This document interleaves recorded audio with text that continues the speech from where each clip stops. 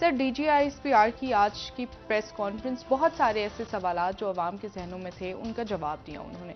आप इस press conference के हवाले से क्या कहेंगे और क्या कहेंगे कि क्या क्लैरिटी अब हालात में आ चुकी है?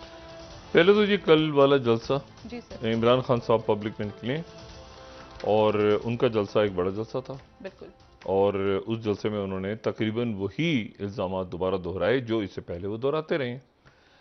और उसके बाद वो तेज़ी के साथ उन्होंने आज अपनी दूसरी गालिबन एक कमेटी का इजलास किया और अब वो कराची जा रहे हैं और वो अपनी बात ठीक है। करते जा रहे हैं कि जी इम्पोर्टेड गवर्नमेंट और मुझे साजिश के तहत निकाला, लेकिन उन्होंने साथ ही फौज के ऊपर जो तनकीद कहीं हुई है तो उसकी उन्होंने मजम्मत भी कर दी, सर बिल्कुल। जैसा उनका बहुत बड़ा हो रहा है।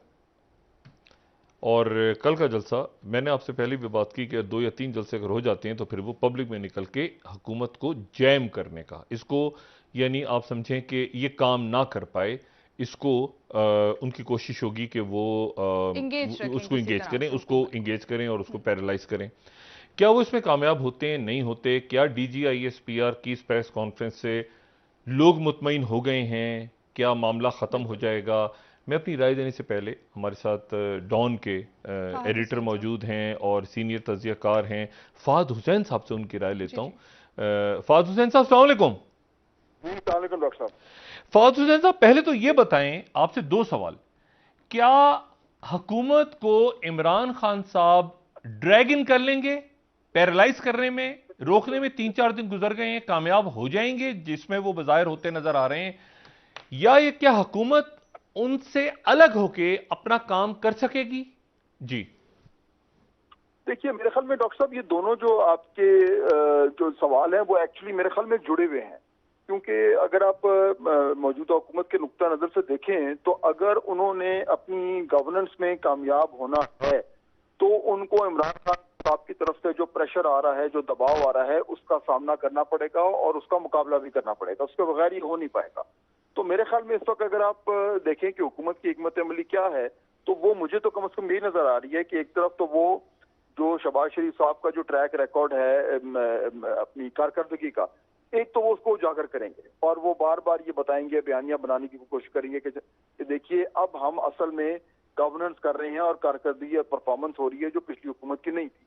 और दूसरी तरफ मेरे ख्याल में अब वो जो बयानियां उन्होंने बनाना है इमरान खान साहब की जो गवर्नमेंट थी उसकी, उसमें जो गड़बड़ें थी, लेकिन उसके साथ साथ आपने ये भी नोट किया कि जो जो अमेरिका के हवाले से जो बयानियां बना रहे हैं इमरान खान साहब, जो कि बड़ा मौसर होता हुआ नजर आ रहा है, उसको भी आज जो बड़ा धचका लगा है जब डीजीआईएसपीआर ने प्रेस कॉन्फ्रेंस की और उसमें बिल्कुल वाजे कर दिया है कि कोई अमेरिकी साजिश नहीं हुई है और न ही अमेरिका ने कभी अड्डे मांगे थे। तो उससे मेरे ख्याल में हुकूमत का काम थोड़ा सा आसान हो गया है, लेकिन ये आने वाले कम से कम मेरे ख्याल में चंद हफ्ते तक ये मुकाबला जारी रहेगा कि हुकूमत का अपर हैंड होगा या इमरान खान साहब जो है वो अपनी जो कैंपेन है स्ट्रीट पर ले गए हैं उसके नतीजे पर वो हुकूमत को थोड़ा सा डिफेंसिव पे रखेंगे। फहद, मुझे ये बताएं कि ये जो प्रेस कॉन्फ्रेंस आज हुई है, इसके फौरन बाद उन सियासतदानों को क्या आना चाहिए था अपने बयानात देने के लिए फौज की हमायत में, जिनके ऊपर इमरान खान साहब इल्जाम लगा रहे हैं मेरे कि ख्याल में साजिश हुई? वो जी जी। वो इसलिए मेरे ख्याल में जो अगर जो गवर्नमेंट के साथ जो अब लोग वाबस्ता है वो उनका तो बनता है, क्योंकि देखिए इल्जाम तो इमरान खान साहब उनके ऊपर लगा रहे हैं कि ये वो लोग हैं जिन्होंने जो अमरीकी साजिश में मुलविस हैं, जिनके जरिए ये साजिश हुई है और मेरे हुकूमत का तख्ता उल्टाया गया है। ठीक अब है। आज जो जो उन लोगों का हमेशा से ही मौकफ था कि ये बिल्कुल गलत बयानी कर रहे हैं, कोई ऐसी साजिश है ही नहीं, लेकिन कोई मानने को तैयार नहीं था। आज जो डीजीआईएसपीआर ने जब ये बात की है और बाकायदा तौर पर यानी इस मामले पर अब हमारा रियासत ने भी ये कह दिया है कि साजिश नहीं है, तो एक तरीके से वो सियासतदान जिनके ऊपर ये इल्जाम लग रहा था उनका तो मेरे ख्याल में आकर और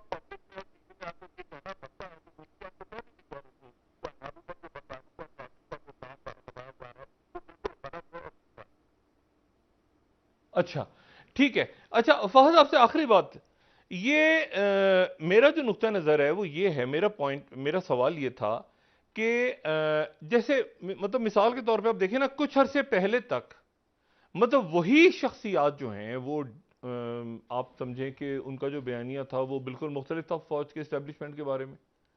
और आज जो है वो उनका बयानिया मुख्तलिफ है।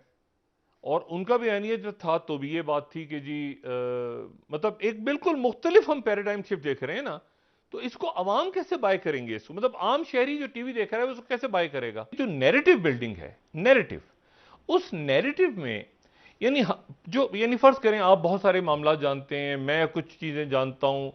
अब पब्लिक जो टीवी देख रही है, पब्लिक जो अवाम जो देख रहे हैं, उनको क्या समझ आ रहा है कि क्या हुआ है? ये यार ये अचानक इधर से ये अच्छे हो गए, ये इधर से बुरे हो गए, ये अब उनकी तारीफें कर रहे हैं, ये पहले उनकी बुराइयां कर रहे थे। ये कुछ नैरेटिव बिल्डिंग में कुछ गड़बड़ नहीं है इस वक्त? देखिए, नैरेटिव बिल्डिंग में उस हवाले से तो डॉक्टर साहब मैं आपसे इत्तेफाक करता हूँ कि वो जिससा नहीं होता जब वो तारें अगर आपस में मिक्स हो जाएं तो करंट आना शुरू हो जाता है। तो ये बयानिए की तारें कुछ आपस में मिक्स हुई हैं, ये बात ठीक है आपकी कि ये नहीं। देखिए ना, आज से साल पहले तक जो PMLN थी वो अपने जलसे जुलूसों में एस्टैब्लिशमेंट के हवाले से क्या बातें करती थी, और PTI का मौका भी ये था कि देखिए जी ये तो है ही फौज के खिलाफ।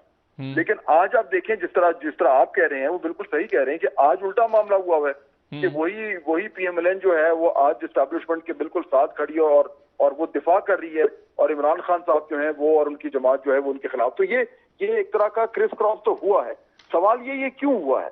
अब मेरे ख्याल में उसका जो आसान जवाब है वो ये है कि जो पिछले 6, 7, 8 महीने में जो मामलात जिस तरीके से PTI की उस वक्त की हुकूमत और एस्टैब्लिशमेंट के दरमियान जो एक दरार आई है, और उस दरार और उसकी वजूहात जाहिर बात है बहुत सारी हैं, और उस दरार को के नतीजे में जो अपोजिशन को स्पेस मिली है और उन्होंने अपने बयानिए को एडजस्ट किया है, और उसका फायदा, उस दरार का फायदा उठाते हुए वो उन्होंने बिल आखिर इमरान खान साहब को हुकूमत से बाहर किया है। तो मेरे ख्याल में ये लेकिन उस दरार का फायदा जो उठाया है तो वो फिर इस्टेब्लिशमेंट उसमें इन्वॉल्व हुई है ना उस दरार में। देखिए, अब डिपेंड करता है हम इसको किस तरीके से देखें। अगर आप ये, इसमें तो कोई शक नहीं है कि उस दरार से पहले इस्टेब्लिशमेंट ने इमरान खान साहब की मुकम्मल तौर पर हिमायत की भी थी, और उनका हाथ भी बटा रहे थे और उनको कामयाब करने की हत्तुल इम्कान कोशिश भी कर रहे थे। लेकिन उसके बाद ये जरूर हुआ है कि इस्टेब्लिशमेंट ने वो तमाम तर काम करने बंद कर दिए और वो पीछे हट गए।